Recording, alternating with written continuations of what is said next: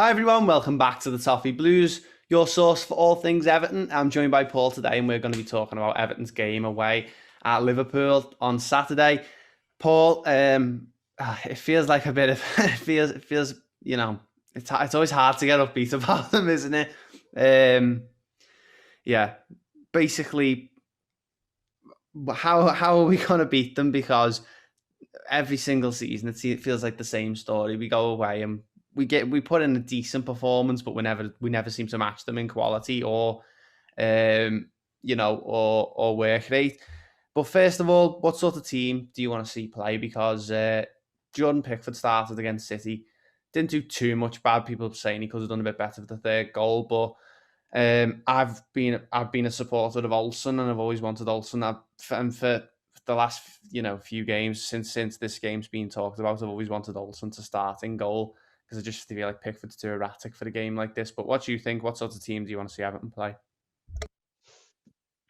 As for the goalkeeper, I want to see Olsen play for the reasons you just mentioned. The fact that I just think all round he's better than Pickford and he's less likely to do something stupid. But I wouldn't be too annoyed if Pickford plays because this is not a normal Anfield game where he's got ghosts, hasn't he, against at Anfield. And if it was a full stadium, then you can imagine his head going fairly easily. But the stadium's going to be empty, so it's not like Pickford's walking into a haunted house. It's just going to be going to any other away round. He's walking into Paul. He's walking into a haunted house with the lights on, basically. Essentially, yeah. I mean, what I mean is there's nothing to go there and for Pickford to really overthink and worry about because even if he is having a bad game, then there's going to be no one there behind the goal laughing at him, is there, and singing songs and trying to put him off. So for me, this is just a standard away game for all the players involved against a team that is still very dangerous, is very under strength and very vulnerable. So the team I want to see us play is the team that I think is most likely to match these for, as you said, terms of work rate. I don't want players who are just going to be there standing still off the ball and just wait to receive it. We need to be one player popped into my mind when you said that, match their press. well, there's a couple, but at least those players have got quality to win you a game with just one pass or one really bit of quality. I want to see us play Holgate at right back. I want to see us play Godfrey and Keane in the centre back partnership. Dean at left back. In the midfield, I want to see Davis, Takore, and Gomez as the three. And up front, I want to see Charlison on the left. I want to see Rodriguez on the right. And assuming he's fit, I want to see DCL. And if Alan's fit, I'd like to see Alan in there over Gomez, but you never know. I want to see us play a standard 4-3-3 with DCL leading the line and with our two best attackers, Richarlison and Rodriguez, supporting them either side. I don't want to see Gylfi Sigurdsson just walking around pointing his finger. I'm sick to death of that fella, and it's well known. Yeah. I'm not a fan of him. Gomez, if Alan's fit, then Gomez would be the one I'd take out because Davis is playing really well at the moment. Takore is indispensable, and Gomez, I think even though he'd have his uses, I think we're going to need some strength in the midfield, which he does have, to match likes of Henderson. I don't know whether he's got the legs, Gomez, to be able to get his head up and pick a pass. It just goes back to what I said before. I can see players like that just being passengers in the game. So I want to see 4-3-3, proper 4-3-3, DCL back leading the line, get balls into the box. We know this. They've got a new centre-back, haven't they, who's really, really untested in this league. They've got a goal whose head looks like it's all over the place at the moment. I just want to see us really, really play the way we know Everton can do. Just be really tough, really defensive, but really, really aggressive as well. Like we were really fighting for stuff and we're throwing in the tackles and we're getting balls into the box and we're making them actually think about us for once. Yeah, we've got to get straight in their faces because I think Alan's going to make a massive difference. If Alan's available, he's going to make all the difference. Not maybe more than DCL, but at least as much as him because he's a player that's he's just going to win all those balls in midfield and he's good at distributing it forward as well. And I think if we can get him back fit, and he's missed the last two games where he seems to be fit, I think maybe he is being saved for this one, and I hope he is because he's a brilliant player, and hopefully he plays. With that being said, before Paul about Kabak, the new centre back who was far from on par against Leicester for them. Alisson's been a terrible run of form. Is this Everton's chance to win at Anfield with no supporters? A Liverpool team that's a bit low on confidence.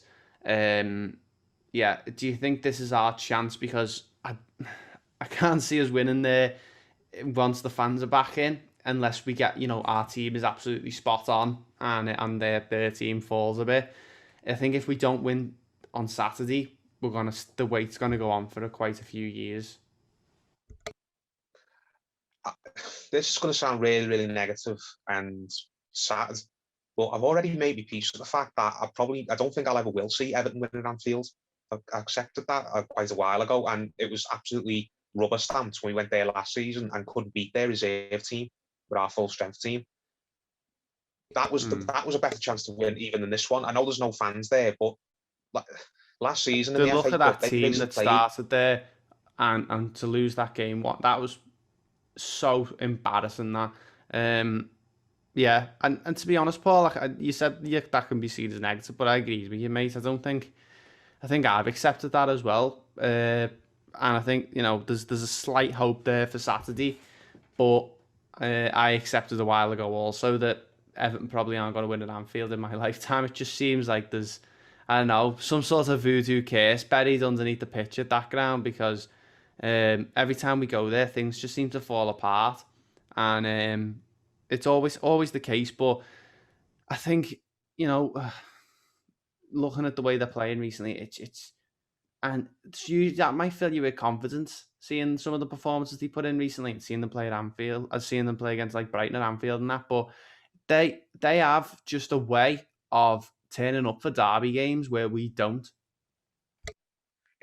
I take no notice of what form they're in before the game. Seen them absolutely terrible under Kenny Dalglish and terrible under Benitez runs of forms, and we still go there and we make them look like Barcelona, prime Barcelona. Form goes out the window for Liverpool in those derbies, not for Everton.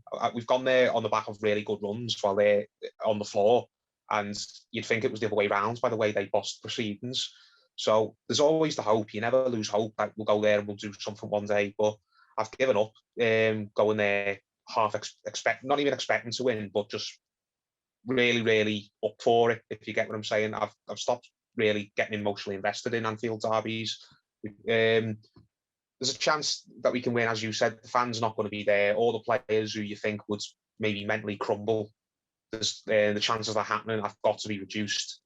Ancelotti, as I think in general, has a pretty decent record at Liverpool at Anfield as a manager, and you'd hope that he's got his rubbish tactical decisions done for a week. He's got that out the way at Anfield, and he'll be due a spot on tactical setup this time that he's had before. So I'm hopefully we can get something. And on paper, when you look at the two teams, if the Everton team I talked about is going to be the one we go with, then you should be expecting us to beat these, because I know that forward three is immense, but the goalkeepers probably in the worst run of form I can think of any Liverpool goalkeeper at the time we played them.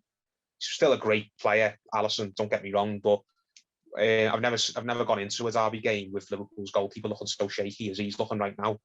Their defence is basically it's like a sandcastle, isn't it? They've got midfielders playing there. They've got defenders who were crap in other leagues like that, whatever he's called.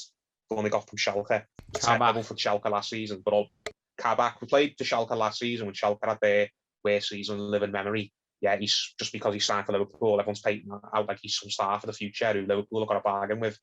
I don't buy that myself. So looking at Liverpool's team on paper that you expect them to play, and looking at the team on paper you expect us to play, we should be going there and getting a result, but it's just Anfield again, isn't it? Yeah, it's always the thing, mate. It's like Everton can be in absolute blistering form, and Liverpool can have half the team out, the kids playing, and like the retirement crew coming back out off the bench to play their first game all season, and they'd still roll us over because they've just got a way of turning up in derby games. It's like, whereas we don't, I don't know if it's like they You treat it say like a normal game or we treat it like a normal, because I don't no, think that's out the way. no, it's no the way you say that they've got a way of turning up. It's nothing special turning up for a derby game. It's not like saying they've got a way of turning up in cup finals. We've just got a way of turning up for these games and being absolutely terrible and shit pants. And I'm fed up with it now. Numerous managers have done it. Numerous players have done it.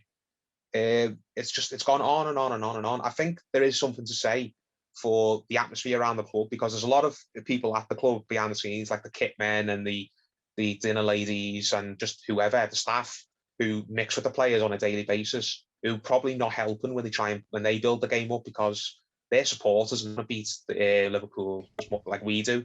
I But I think, remember Phil Neville yeah, saying, I know what you mean there, Paul. The best thing for Everton to win a derby is to keep the Everton players away from Scousers. Because yeah, you know what I mean? And I hope none of the Everton players watch this video. I know they probably won't. Some Everton players have watched our videos before and interacted with us, but um, the best thing they can do is stay away, because you hope the players like Alan and James Rodriguez are just going, okay, this is a derby game away at Liverpool, let's go win it. Whereas you'll have people like me and you talking about, oh, we never win there, it never seems to be the way. And I know what you mean, and it, we've there is just it rubs an off on aura. It it rubs rubs off off, on the yeah, yeah. players. Yeah, when Phil Neville talked about it, he said when he was a Manchester United player, whenever they were having a derby against Man City, it was just sort of business as usual. I mean, they knew it was a game that they really, really wanted to win, but the idea of losing it wasn't some sort of like unthinkable prospect. It's like, well, if we lose it, it'll be rubbish, but it's nothing that we can't just get over quite quick, and we'll just get on with our season. Whereas when he came to Everton, it would be like the whole season was dependent on the derby results, and he just couldn't get his head around it. He said, of course, we'll try and win it for you. This is Phil Neville saying to the club staff, of course, we'll try and win it, but if we don't win it, you shouldn't be just be fuming at us for weeks afterwards. It's no big deal. It's just one game. It's 3 points. Now, maybe he's got the right mentality. Maybe he's got the wrong mentality. It depends on who you ask. But I think that there's something to be said for that. And even Allardyce said it himself. When he was here, he said he's played Liverpool loads of times in his career with all the teams he's managed. When he was manager of Everton, he's never felt so much pressure to go to Anfield and get a result, and he just couldn't work out why. Now, obviously, we know why it's a derby, but he was saying to all the staff, look, I've gone to Anfield, I've won with other teams. I've gone to Anfield and I've with teams that had no right to get anything, and I've come away with draws. Facing Liverpool at Anfield isn't the scary prospect for me. It's just another day at the office. Whereas all the people he was talking to, like Duncan Ferguson and just other staff who'd been at the club a while and have had their fair share of derby nightmares, they were all basically pleading with him to go there and get something. He was like, lads, just calm down. I can handle this. Playing Liverpool at Anfield's nothing that I'm not used to. It rubs off on all the players, no matter who the manager is or what players we've got in the squad. It just seems to be this problem that is seeped into the club, from the kit men to the office staff to the dinner ladies to the people who work in the ticket office. It just seems to have affected everybody, and of course it's going to rub off on the players. And Yeah. it's going to rub off on the supporters, because those people who I've just mentioned are the supporters, and they go home to their families who are the supporters. Yeah, exactly. And it's it doesn't help either, it going on year after year. It's like the trophy thing, Paul. It doesn't help it going on a year every single year, and us going, all right, well now we're less likely to do it because it's another year. You know what I mean? It gets harder every single season. So I think you're right. We've got to look at it as another game. We've got to look at it as going away to another team's grounds, which we've been brilliant at this season, getting 3 points and just playing our football, because that's the only way we're going to beat them, is if we look at it as another game, and as if, we just treat it as though it's not a be all and end all. It's just we have to go away and get 3 points like we have been doing. In other away games where we've been playing really well this season, and that's one of the reasons a couple of people are quite optimistic, is that it is an away game, and if it was at Goodison, it'd be a different story because we've been terrible at Goodison recently. But yeah, I'm growing really tired of it, Paul. The fact that every season it seems to get wrote off this game. And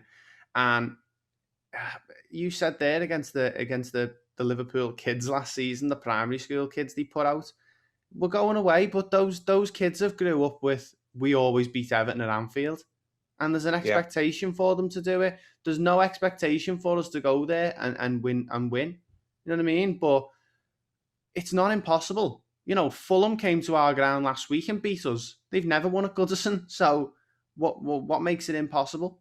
It isn't impossible. So I think we've just got to be as positive as we can. Talking about the front three there, they're going to be the obvious ones, but what Liverpool players are we going to fear? I've added the referee into it, by the way, Chris Kavanagh, because I'm afraid of the refereeing decisions that these are going to get in this game. I'll call this now, nailed on, they get a penalty. Nailed on. Any price you want, they will get a penalty because their front three, especially Salah, just throws himself on the floor and he always tends to get a decision. And in these derby games, referees always tend to favour them. Now, and on the odd occasion that something goes in our favour, they act like the Wales ending, like earlier this season. They're going to get a penalty, might get us, or there'll be a contentious sending off, or just something will happen that will leave us fuming. Hopefully, it doesn't ultimately affect the result in a way that feels like we've been cheated. Like that's happened loads of times. I mean, I remember when Distan went there and headed a goal in the second half. That should have been the winner. I was in the Anfield Road end that day. Yeah, season after his nightmare at Wembley, that should have been Distan's redeeming moment. That a lot of people don't remember it. It was Moyes' last ever derby. We went there, Distan scored from a corner in the second half. We were looking really, really good, and we probably. Yeah. I remember, Paul. I was mascot for Everton on that day. I walked out the tunnel. I was 11-year-old Stephen was Everton mascot that day. Yeah. Oh right. But basically, that was it was Moyes' last derby, and if that goal had counted, we'd have won that game, no problem. And I remember it getting taken off him for absolutely no reason. It was like Ferguson's goal against Villarreal. It was exactly the same. The way he jumped up and headed it and everything, exactly the same goal.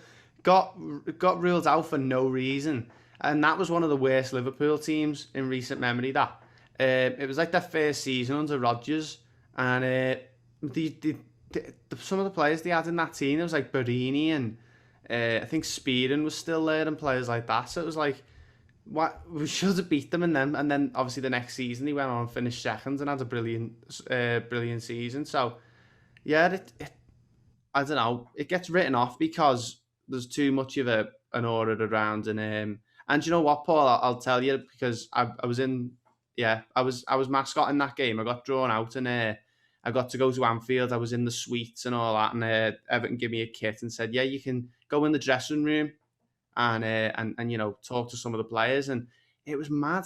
I was in an Anfield derby. All the Everton players were sat round at the dressing room, and there was absolutely no like, come on, let's win this game. It was just players just sat there. It was crazy to be in that dressing room, and I don't know how that compares to other you know, games playing away at the Emirates or playing at home to whoever. But I remember going in and there was just seemed to be absolutely zero belief, because I remember standing there and I was Steven Gerrard was on one side of me and Phil Jagielka was on the other side, and it was chalk and cheese. It was the Liverpool team were up for it, and you're right, we should have won that game, but the Liverpool players had the belief, and I remember they were blasting their song in the dressing room, and you could hear it, and I think you could purposely hear it because I was stood in the Everton dressing room and I could hear Liverpool's dressing room from ours. So there is no belief, it feels like at times. And it's really frustrating because if we go there and we fall apart again like we usually do, it's going to hurt even more because there's no supporters in the ground. There's no, you know, I think this is one of our best chances. But, you know, you said that about last season in the FA Cup. If we were going away to another team that had a goalkeeper in the worst form of his career and had a defence where basically they've only got one fit senior player playing, or two, they've only got two fullbacks and no one else. Essentially, they've got no fit centre backs. If we were going away to any other team, you'd be thinking, come on, this is here for us to win. There's no reason why we can't go there and put 2, 3, 4 goals past this team. But it's Anfield, isn't it? And it just every time we go there, it just seems like Everton have a nervous breakdown, no matter who the manager is or what players we put out. Yeah. You've got players who have won at Anfield with other teams and managers who've won at Anfield with other teams. And you always just seem to themselves have a nightmare when they go there. We've had managers who go there and just for some reason lose their head and go for stupid tactics, or we go there and we have players who are normally so reliable have their one poor performance of the season. I don't know why, but as you said, the longer it goes on, I don't want to keep having this conversation every single season. We've got to beat them there eventually. And as you correctly pointed out, Fulham just came to Goodison Park and beat us for the first time in their history, at least in the league. I think they only had one other victory in the cup decades ago. But going all the way back to 1949, Fulham had not beaten Goodison Park in a league game. Fulham had not beaten Everton at Goodison Park in a league game, going back all the way to the 1940s, and they've just come here and done it as if it was nothing. So I can't see why Everton can't go to Liverpool, stay there and do the same. So yeah, Paul, is it, we've got to be as positive as we can. Is it the same game plan of we sit back and let them have the ball? How are we gonna play against them? Because it feels like there's a few ways to play against Liverpool, but knowing Everton, none of them probably gonna work. We just need to do what Everton are good at, what we know Everton can do when they go away. Just stay organised, be aggressive, fight for every ball, don't overcommit going forwards, and just be a really solid, old-fashioned Italian defensive team. I know with their defence situation, you'd want us to go forward and go for the throats, but I don't want to get it on the counter by their forward three. So just do what we know has worked the majority of the time when we've gone away. Just be really, really organised. Don't get too excited, and just fight for everything. If we go and perform like we did against Leicester, like we did against Wolves, like we did against Man United in the second half, then I can't see us losing this game. Or we shouldn't lose this game unless the gods intervene, like we've talked about. They just get everything their own way through the decisions. But I don't want to see Everton just go with our reckless and think, right, let's try and outscore them. Let's try and win this game 4-3 or something like that, because we know they're vulnerable at the back. Let's just get all our forward players on the ball and not think about what's coming back with us. I don't want to see us do that.